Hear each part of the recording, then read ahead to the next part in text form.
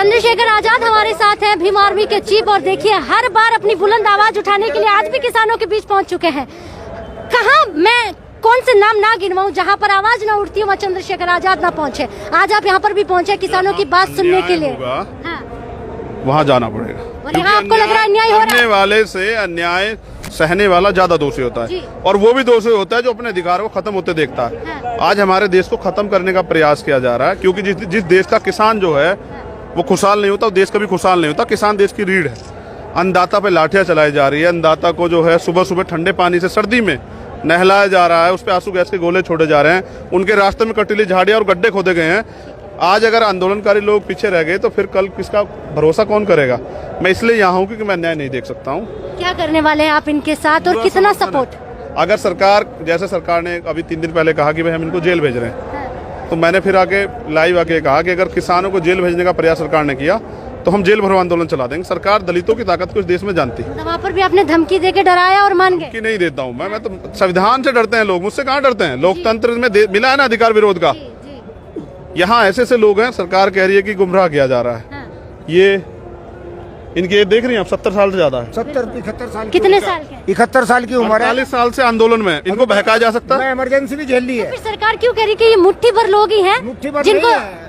हमारे बच्चे जो हैं जमीन में 70% किसान हट गया।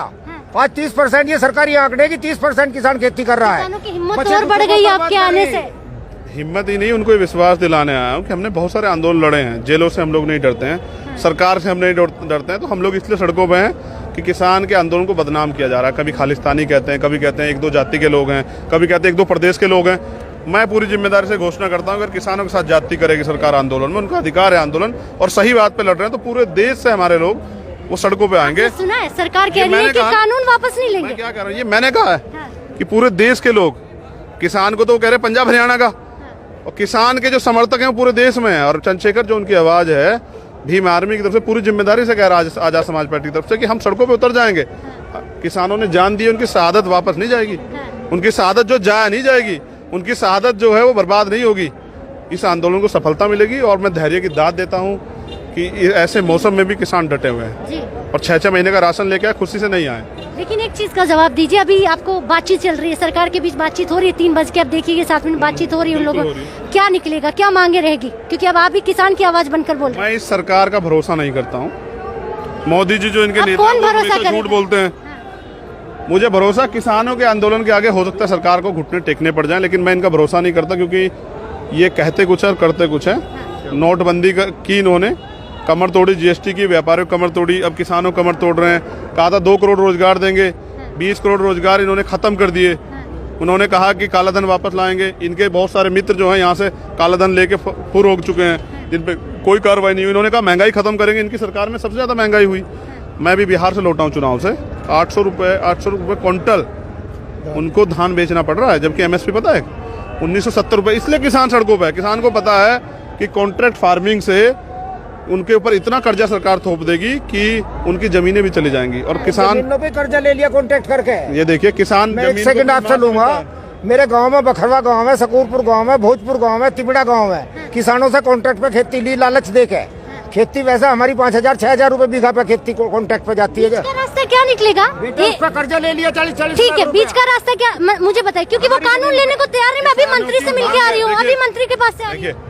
आप तो मंत्री के पास है, सरकार वापस नहीं लेंगे। सरकार तानाशाही कर रही है। ये लोकतंत्र नहीं है। इसका मतलब ये तो उन्होंने बता दिया कि वो राजतंत्र कर रहे हैं, यानी कि वो जनता के फैसले के समर्थन में नहीं है। आज लाखों लोग सड़क पे, इसलिए उनका भी सम्मान अगर नहीं कर रहे हैं सरकार, तो इसका मतलब वो उन्हें जनता से मतलब नहीं है।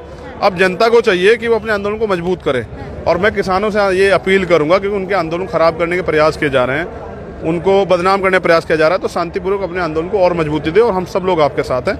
यही सरकार झुकेगी। एक आंदोलन हमने लड़ा था, सदगुरु रविदास की झुका के मानेंगे। सदगुरु रविदास जी का जो गुरु घर है वो तोड़ दिया गया था। हम दिल्ली आए थे, 5 लाख लोग, मैं उसमें 68 दिन जेल रहा था। सुप्रीम कोर्ट भी झुकी और सरकार भी झुकी। आंदोलन से सरकार झुकती है और सरकार झुके। आपको तो आदत है जेल में रहने की या तमाम चीजों को झेलने की, लेकिन किसान भाइयों को नहीं है ना। कैसे मुझे मैं 50 साल से झेल रहा हूँ। जो 6 महीने का राशन लेके आए हैं ना जेल में, तो फिर भी रोटियां मिलती है। एक क्रांतिकारी के लिए जेल गहना होती है। जिस उम्र में मुझे क्रिकेट खेलना था, मेरे हाथ में हथकड़ियां लगी, मैंने बहुत लोग तैयार किए, सरकार कहे, सरकार किसानों के साथ जाति करे। क्यों सरकार आगे नहीं बढ़ने दी जिनको लाठी मार रही थी?